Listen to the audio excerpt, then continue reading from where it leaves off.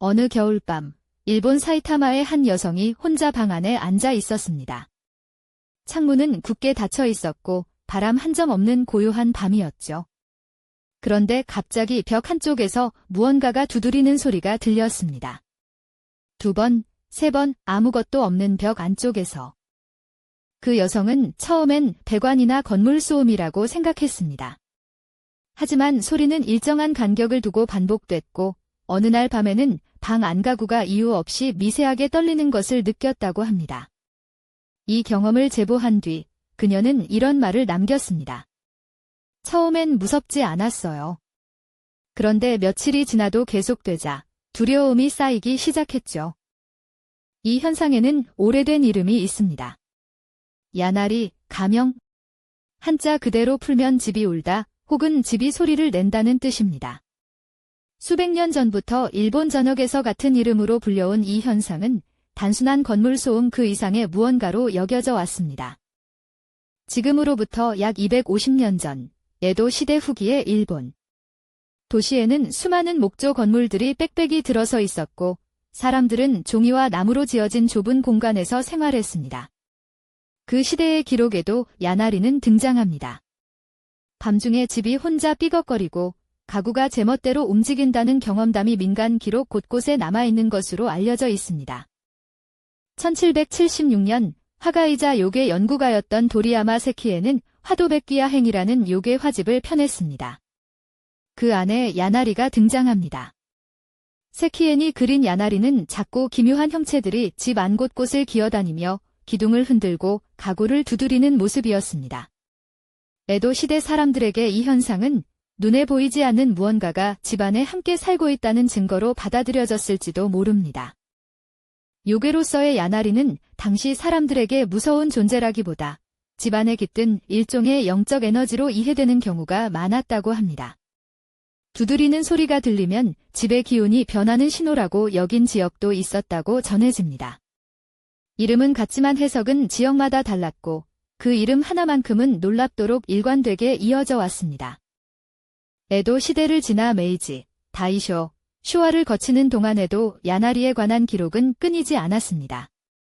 민속학자들이 수집한 증언 중에는 특정 집에서 수십 년에 걸쳐 여러 세대의 거주자가 비슷한 현상을 경험했다는 사례도 있는 것으로 알려져 있습니다. 현상이 가장 두드러진 시기는 한겨울과 한여름, 온도 변화가 극심한 계절이었다는 공통점 역시 기록에 남아 있습니다. 흥미로운 것은 이 현상이 일본에만 국한되지 않는다는 점입니다. 수백 년 전 유럽에서도 비슷한 경험담이 기록되어 있으며 그것을 서양에서는 폴터가이스트라고 불렀습니다. 독일어로 소란스러운 유령을 뜻하는 이 단어는 이유 없이 물건이 움직이거나 소리가 나는 현상을 지칭합니다. 동양과 서양에서 서로 다른 이름으로 그러나 놀랍도록 유사한 경험들이 독립적으로 기록되어 왔다는 사실 그것 자체가 하나의 수수께끼입니다. 현대에도 야나리 혹은 폴터가이스트로 추정되는 경험 제보는 계속해서 수집되고 있습니다. 일본의 괴담 연구 커뮤니티와 초심리학 연구자들이 정리한 사례를 보면 놀라운 공통점이 있습니다.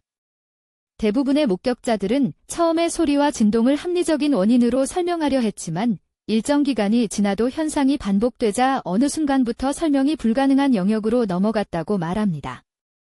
제보 사례들을 살펴보면 몇 가지 패턴이 반복됩니다. 소리는 주로 새벽 2시에서 4시 사이에 집중된다는 증언이 많고 특정 방이나 구역에서만 반복적으로 발생하는 경향도 기록되어 있습니다.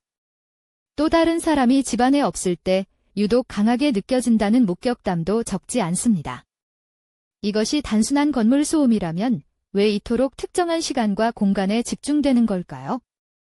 특히 기록에 남아 주목받은 사례가 있습니다. 어느 오래된 도시 주택에서 수십 년에 걸쳐 여러 세대의 거주자가 비슷한 현상을 경험했다는 제보인데 건물 구조 점검, 배관 검사, 집안 조사를 모두 거쳤음에도 원인이 끝내 특정되지 않았다고 전해집니다. 전문가마다 다른 가설을 제시했지만 어느 하나도 현상 전체를 설명하지는 못했다고 합니다. 과학자들이 가장 먼저 제시하는 설명은 열 팽창과 수축입니다. 낮과 밤의 온도차가 크면 목재와 금속으로 이루어진 건물 구조가 팽창하고 수축하면서 삐걱거리는 소리를 낸다는 것입니다. 특히 목조 건물이 많은 일본에서는 이 현상이 빈번하게 관찰된다고 알려져 있으며 에도 시대 주택 구조를 생각하면 이 가설은 꽤 설득력 있어 보입니다. 두 번째 가설은 집안 미세 진동입니다. 지진이 잦은 일본에서 인간이 감지하지 못하는 수준의 극미세 진동, 이른바 마이크로 진동이 건물을 흔들 수 있다는 설입니다. 지질학적으로 불안정한 지역에서는 이런 미세 진동이 특정 건물 구조에서 증폭되어 체감될 수 있다고 추정됩니다. 그러나 이 설은 지진 활동이 거의 없는 지역에서 보고된 사례들을 설명하지 못합니다. 세 번째 가설은 배관과 환기 시스템 소음입니다. 건물 내부를 흐르는 물과 공기가 특정 조건에서 공명을 일으켜 벽을 두드리거나 흔드는 것처럼 느껴질 수 있다는 것입니다. 이 현상은 수격 현상, 즉 워터해머라고도 불립니다. 그런데 이 가설에는 한 가지 약점이 있습니다. 배관이 없는 구역에서도 심지어 완공된 지 얼마 되지 않은 현대식 건물에서도 비슷한 증언이 나온다는 점입니다.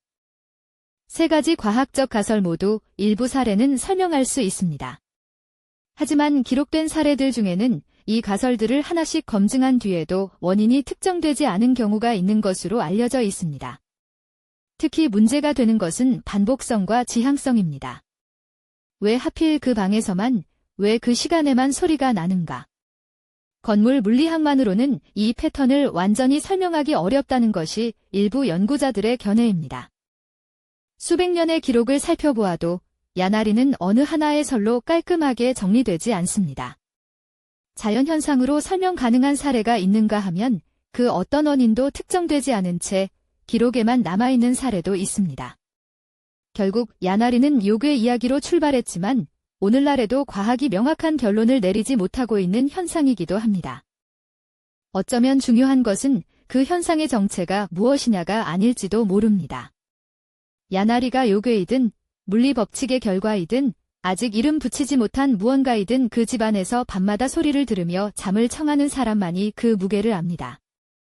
수백 년이 지났지만 이름은 바뀌지 않았습니다. 집은 여전히 울고 있으니까요.